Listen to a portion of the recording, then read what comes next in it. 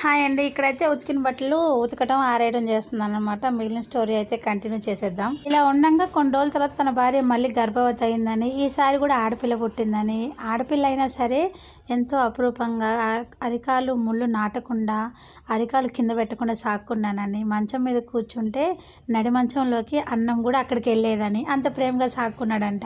అసలు ఎంత ప్రేమ చూపించాడంటే ఆడపిల్లని భేదమే లేకుండా మళ్ళీ మూడో సంతానంగా కూడా ఆడపిల్లే. అసలు బతికున్నా బతికలేకపోయిన ముగ్గురు ఆడపిల్లలు కదా.